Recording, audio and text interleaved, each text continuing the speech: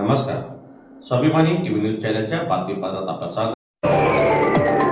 Petrol, diesel, gas इंधन दरवाढ रद्द करा. भारतीय कम्युनिस्ट पक्षाचे जिल्हा प्रशासनाला निवेदन. पेट्रोल, डिझेल तसंच घरगुती गॅसच्या वाढत्या किमतींमुळे सर्वसामान्य नागरिकांचे आर्थिक गणित विस्कळीत झालेले असून महागाईत मोठी भर पडलेली आहे. त्यामुळे इंधन दरवाढ तात्काळ रद्द करून जनतेला दिलासा द्यावा अशी मागणी भारतीय कम्युनिस्ट पक्षाच्या वतीने जिल्हा प्रशासनाकडे निवेदनाद्वारे करण्यात आली आहे.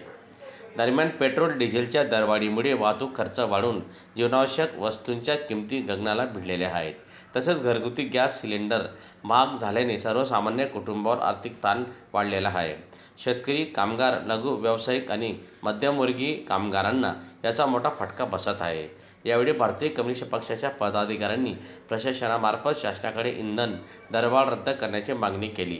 तसेच महागाई नियंत्रणासाठी प्रभावी उपाययोजना राबविण्याची आवश्यकता असल्याचेही त्यांनी नमूद केलेले आहे.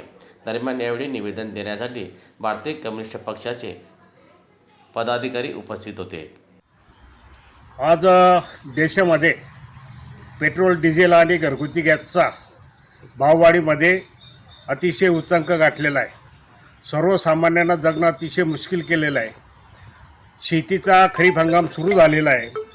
आज मोठ्या प्रमाणामध्ये शेतीचं आधुनिकीकरण, यांत्रिकीकरण झालेलं आहे आणि प्रत्येक शेतीचं अवजार हे डिझेलच्या माध्यमातून चालू असतं.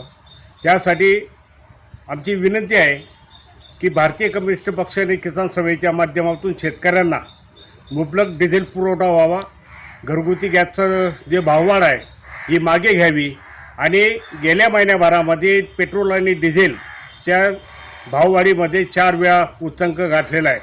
तरी सरकारने आजच्या आंदोलनाची दखल घ्यावी, अन्यथा शेतकरी हा रस्त्यावर आल्याशिवाय राहणार नाही.